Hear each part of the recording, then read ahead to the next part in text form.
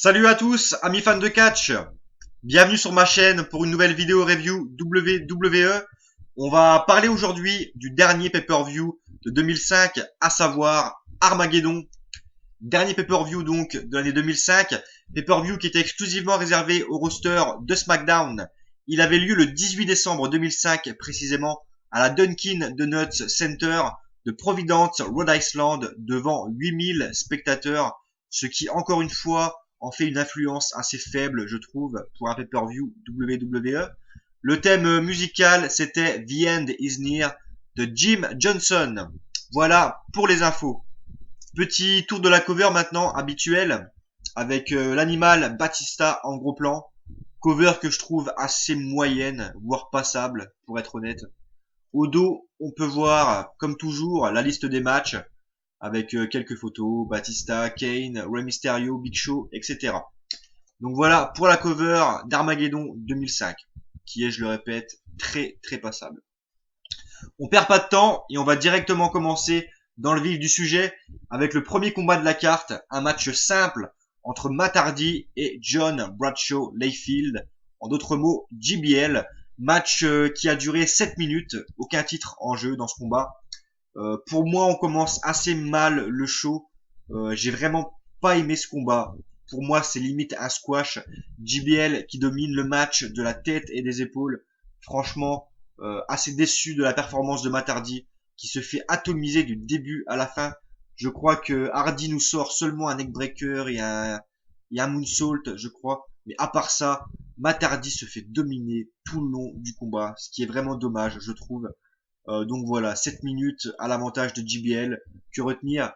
Il remporte le match avec sa close line from hell. Voilà, une belle victoire de JBL, mais assez déçu du combat. Pour moi, un opener doit être dynamique. Un opener doit être assez rapide, assez intense. Et là, on a clairement eu un match très très faible pour commencer le pay-per-view. Je lui ai mis une étoile 3 quarts. Pour moi, ça vaut pas plus. Et donc, victoire de JBL sur Matt Hardy. Deuxième combat de la soirée. Et là, pour moi, c'est vraiment le match qui démarre enfin le show d'une très bonne manière, j'ai envie de dire. Puisqu'on avait un match par équipe entre les Mexicool, composé de Super Crazy et de Psychosis, les deux luchadors mexicains. Et de l'autre, la M&M, Mercury, Nitro et Melina, les anciens champions par équipe de SmackDown. Un match qui a duré 9 minutes, ce qui je trouvais une durée assez correcte pour un match par équipe.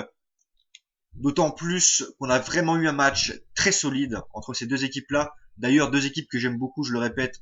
Les Mexicool, pour moi, c'est vraiment une des meilleures équipes de 2005 à SmackDown. J'adore Super Crazy. Je trouve que c'est vraiment un des meilleurs catcheurs mexicains d'histoire et Psychosis également. Et en face, Mercury Nitro qui font toujours le boulot dans un match par équipe. On a eu vraiment un très très bon rythme. On a eu beaucoup de tags. On a eu vraiment de très très beaux moves de la part des Mexicool avec deux somersaults à l'extérieur. Un très bon travail aussi de la M&M avec Melina qui triche beaucoup à l'extérieur, qui perturbe beaucoup les Mexicools, ce qui est assez logique. Voilà, j'ai beaucoup apprécié ça également. Franchement, très très bon combat par équipe.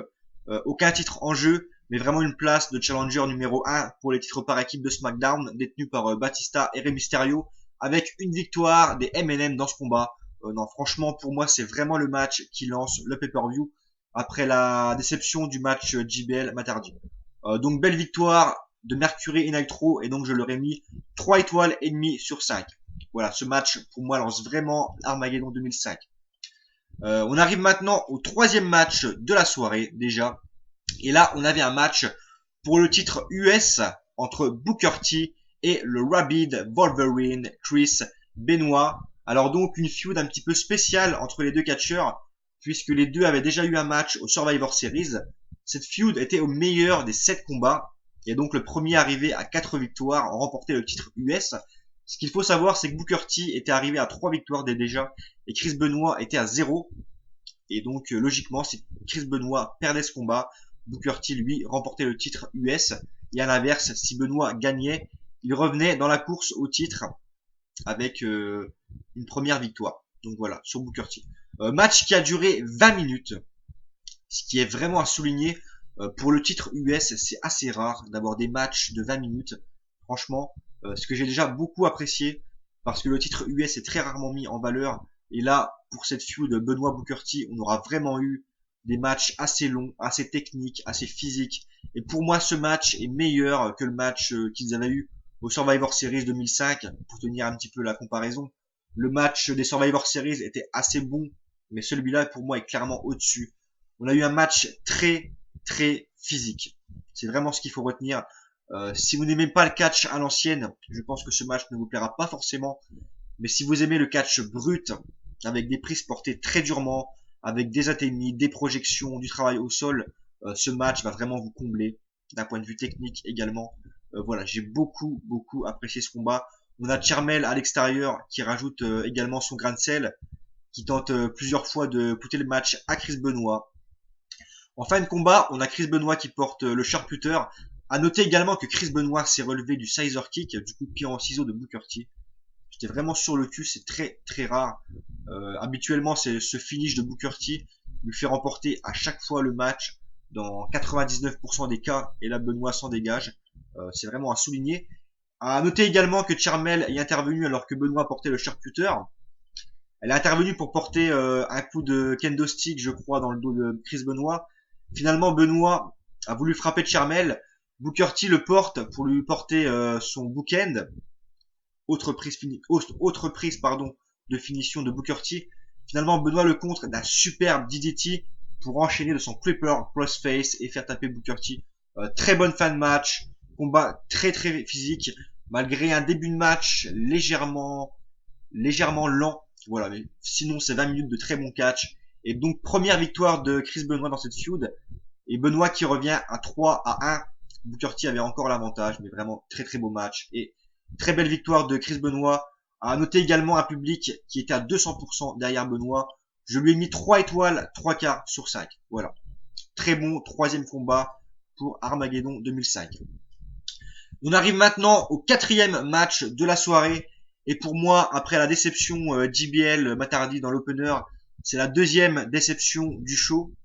On avait un match handicap avec d'un côté Bobby Lashley qui faisait face à William Regal, l'anglais, accompagné de Paul Burchill, un jobber en 2005, voilà, catcheur qui n'a pas fait grand chose à la WWE. Match qui a duré 3 minutes 30, ce qui en fait le match le plus court de la soirée, avec une victoire de Bobby Lashley. Alors ce combat, c'est tout ce que je n'aime pas dans un pay-per-view. C'est-à-dire un match inutile, avec aucun titre en jeu, qui décrédibilise complètement, en l'occurrence William Regal et Paul Burchill. Voilà, franchement, c'est honteux ce genre de match. C'est un squash littéralement, mais pour moi en pay-per-view, ça n'a pas le mérite d'y être. Bobby Lashley en 1 contre 1 face à Paul Burchill en 3 minutes 30 avec une victoire, ok, mais là face à William Regal, pour moi non, c'est vraiment de manquer de respect à William Regal, ancien champion intercontinental, ancien champion par équipe, ancien champion européen. Franchement, voilà, pour moi c'est pas logique du tout. Et pour moi, Lashley n'est clairement pas au niveau de William Regal. Pour moi, c'est vraiment lui cracher au visage. Donc voilà, malgré quelques beaux passages, il y a eu quelques belles prises de William Regal, quelques beaux moves de Lashley et de Paul Burchill. Mais voilà, c'est un squash et j'aime pas ce genre de match en pay-per-view. Donc je lui ai mis une étoile, 3 quarts sur 5. Et donc victoire de Bobby Lashley dans un combat franchement inutile et qui manque de respect à William Regal. Très clairement, c'est assez malheureux. Je vais enchaîner très vite avec le 5e match de la soirée. On arrive déjà à la moitié du pay-per-view.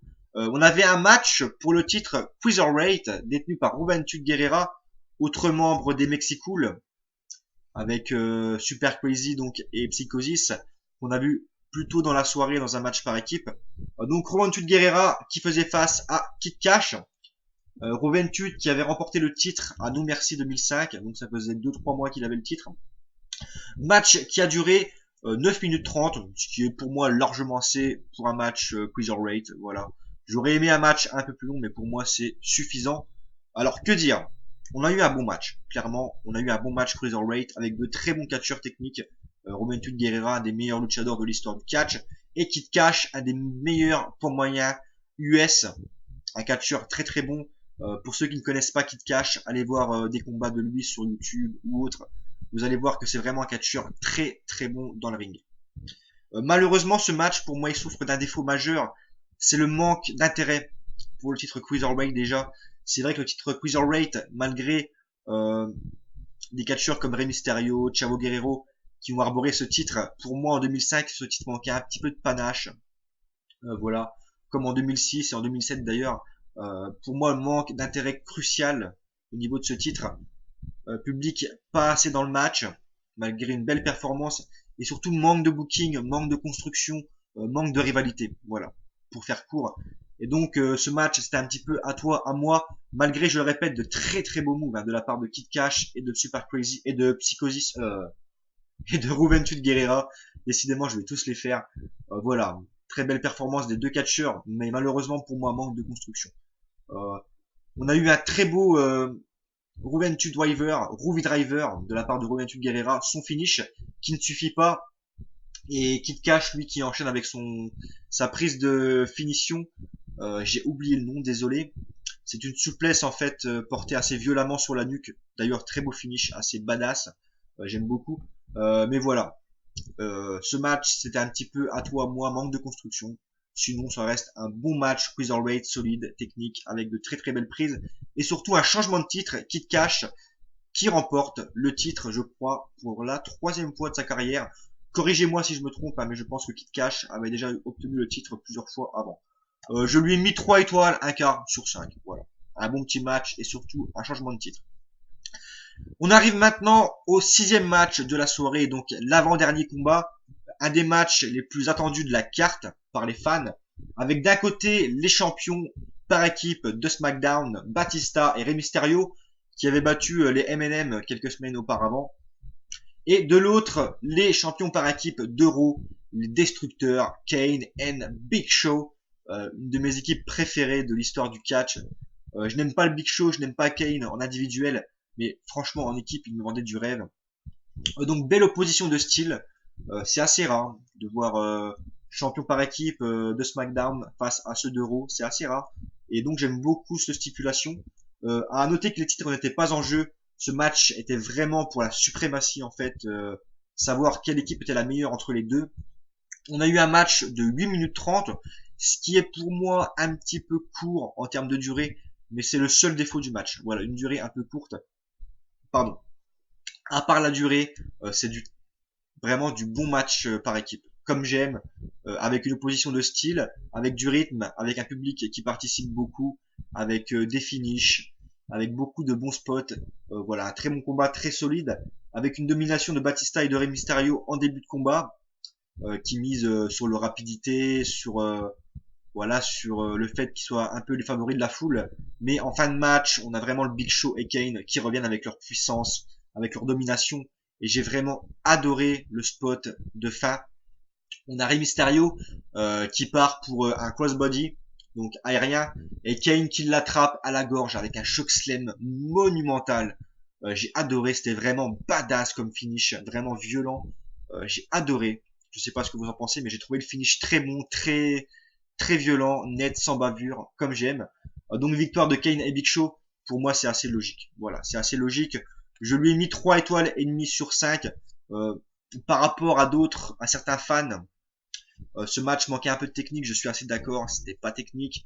La durée était un peu courte, mais j'ai bien aimé ce combat. Je me suis régalé pendant 8 minutes 30 et j'ai beaucoup aimé l'opposition de style. Donc voilà. Victoire de Kane et Big Show, donc 3 étoiles et demie sur 5. Voilà, on arrive maintenant tout doucement au main event de la soirée, donc le match que tout le monde attendait. Vous pouvez le voir, l'Undertaker face au Legend Killer Randy Orton dans le Hell in a Cell match. Clairement le match que tout le monde attendait. Randy Orton Undertaker, pour moi une des meilleures feuds de SmackDown en 2005, très clairement, si ce n'est la meilleure. On a eu vraiment une feud exceptionnelle entre ces deux-là, avec beaucoup de bons matchs, notamment le match de WrestleMania 21, le match de SummerSlam, le casquette match de No Mercy, qui est un de mes préférés entre les deux. Voilà, j'adore cette feud, je vous la conseille si vous l'avez jamais vue. Et pour moi, elle devait se terminer dans ce Hell in a Cell. Pour moi, la feud se clôture de la meilleure des manières. Le match a duré 31 minutes, ce qui en fait une très très longue durée. Le match le plus long de la carte, bien évidemment. Ce n'est pas le Hell in a Cell le plus long, Pour vous faire un petit peu la comparaison, sachez que le match entre Shawn Michaels et Triple H à Bad Blood de 2004 a duré 48 minutes. Donc ce n'est pas le plus long, ce n'est pas le match le plus fou, ce n'est pas le Hell in a Cell avec le plus de segments, avec le plus de spots de malade mental. Voilà, je veux dire, c'est pas le Hell in a Cell le plus mémorable de l'histoire, mais pour moi ça reste un très très bon Hell in a Cell et un match 5 étoiles de mon point de vue, parce que la feud était vraiment à son paroxysme entre les deux catcheurs, parce qu'on avait vraiment beaucoup de psychologie, voilà, dans ce combat. J'ai vraiment aimé la psychologie entre les deux catcheurs. J'ai également beaucoup apprécié l'impact physique. On n'a pas eu un rythme effréné, mais chaque geste, notamment les coups de chaise, étaient vraiment portés très très violemment. J'ai rarement vu des coups de chaise portés aussi violemment que cela. On a eu du sang, des projections dans le grillage, beaucoup de psychologie, une très bonne construction, malgré un manque de folie évident dans ce combat. Voilà. Pour moi, sans cette feud auparavant entre les deux catcheurs, le match ne méritait pas 5 étoiles. Mais si on prend en compte la feud, la psychologie du match, Bob Orton qui était aussi à l'extérieur du ring, qui a rajouté un petit peu, ben voilà, le côté familial avec Randy Orton, ce que j'ai beaucoup aimé. Il a intervenu aussi dans le match. Et l'Undertaker a réussi à le faire saigner, alors que Bob Orton n'était pas dans la cage, ce qui est assez fort. Le cowboy qui était en sang, j'ai beaucoup aimé. J'ai beaucoup aimé la fin du match. On a vraiment senti les catcheurs à bout. Et donc, très belle victoire du Deadman avec son Tombstone Piledriver. Voilà, pour moi, ça vaut 5 étoiles. C'est clairement le meilleur match de la carte. Le match à retenir de Armageddon 2005. Et une très très belle victoire du Deadman qui clôt la feud et également le pay-per-view. Donc voilà, pour ce match. Que dire pour résumer de Armageddon 2005? Vraiment un bon pay-per-view. Pas le meilleur, hein. Voilà, très loin de Vengeance 2005, très loin de WrestleMania, très loin du Royal Rumble, mais ça reste un pay-per-view très solide, comme toute l'année 2005 d'ailleurs. Je ferai un top 5 très prochainement de mes 5 pay-per-view préférés. Celui-là est vraiment bon, grâce au Hell in a Cell, faut le dire. Mais on a également eu un très bon Chris Benoit Booker T pour le titre US. J'ai beaucoup aimé ce match personnellement. On a eu un bon match champion versus champion entre Batista, Rey Mysterio face à Kane et Big Show. Un bon petit match. Également un bon match entre les Mexicool et la M&M. Donc voilà, globalement, un bon pay-per-view. Malgré deux grosses déceptions. Le match entre JBL et Matt Hardy en opener, pour moi vraiment limite dégueulasse. Et le match handicap entre Bobby Lashley face à William Regal et Paul Burchill, qui est pour moi un petit peu inutile. Mais voilà, dans l'ensemble, il reste assez solide. Je lui ai mis 3 étoiles et demie sur 5, ce qui pour moi me semble assez logique et assez raisonnable. Moi je vous dis merci et à la prochaine pour une nouvelle review, donc pour un top 5 de mes pay-per-view préférés de 2005, saison qui est terminée de mon côté, donc laissez-moi des commentaires, n'hésitez pas à donner votre avis et surtout donnez-moi des idées pour d'éventuelles chroniques, pay-per-view, coffret, best-of. Je vous remercie beaucoup pour votre soutien et je vous dis à la prochaine. Restez fans de catch. Ciao.